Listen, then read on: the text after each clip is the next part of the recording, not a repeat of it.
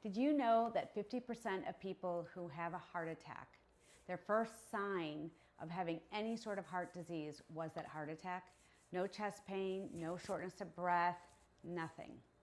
That's why scans like the coronary calcium score have become so popular. It can detect heart disease before it happens. However, there's a caveat. Coronary calcium scores also can miss the most dangerous kind of plaque. I'm Dr. Mona Shah, triple board certified preventive cardiologist. I'm passionate about early detection, whole heart care, and longevity. And today I'm going to talk to you about what a coronary calcium score is, where it can be very useful, helpful, and where it may miss some of the most dangerous type of plaque that can cause heart attacks. What is a coronary CT calcium score?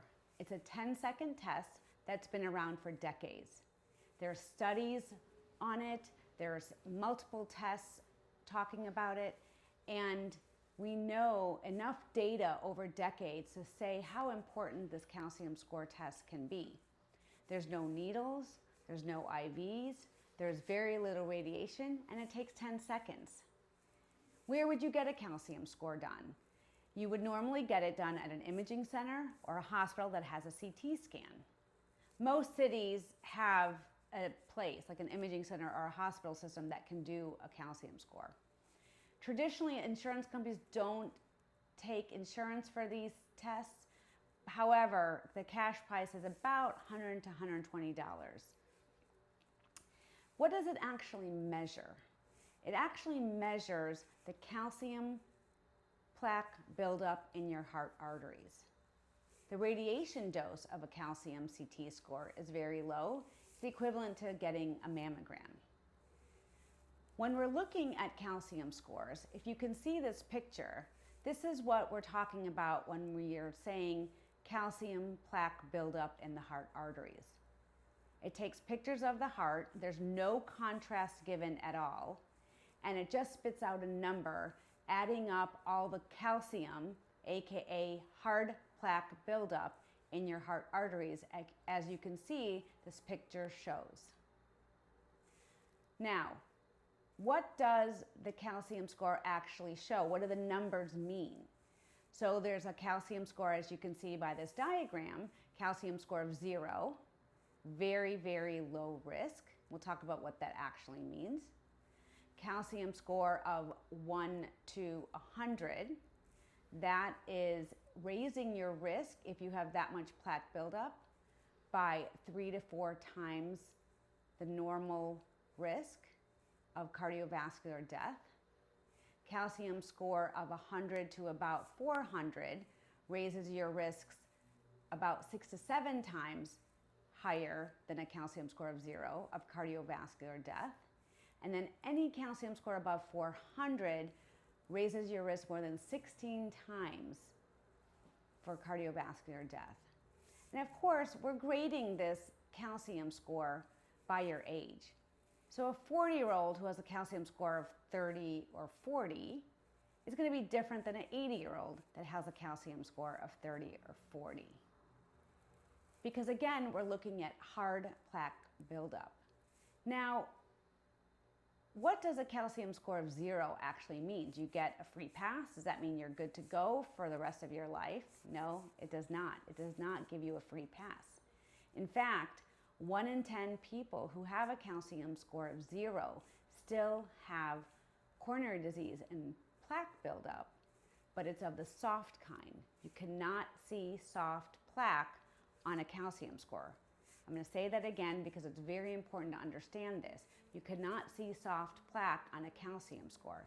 And it's soft plaque that actually is the one that can rupture and cause a heart attack.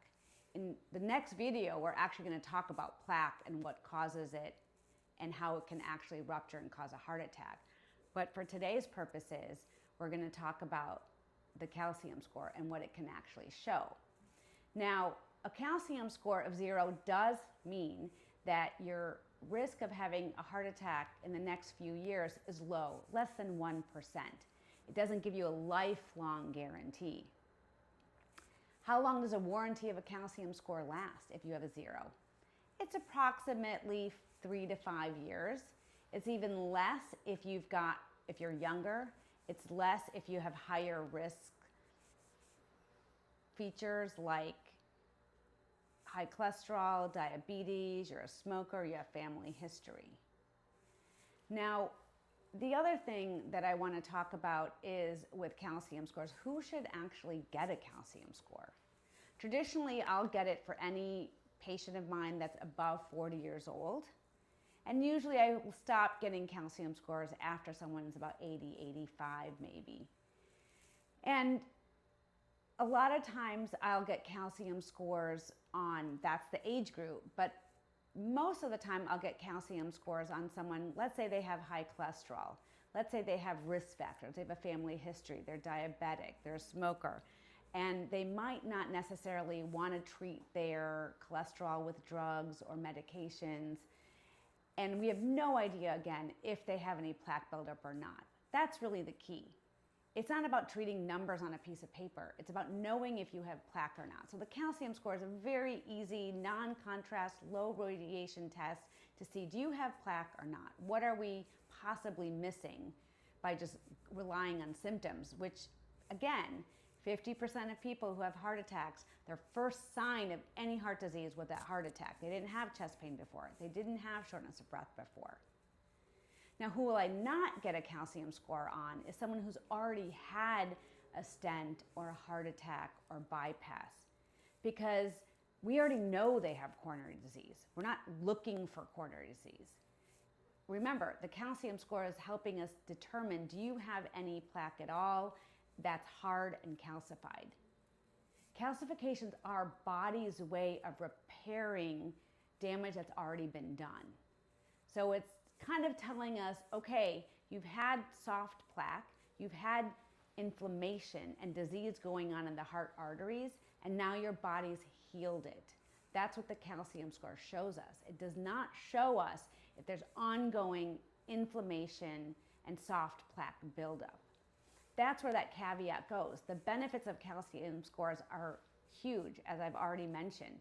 It can show us early detection, it can show us if you have any hard plaque, but it does not show us if there's still underlying inflammation and soft plaque buildup going on. And we care about both.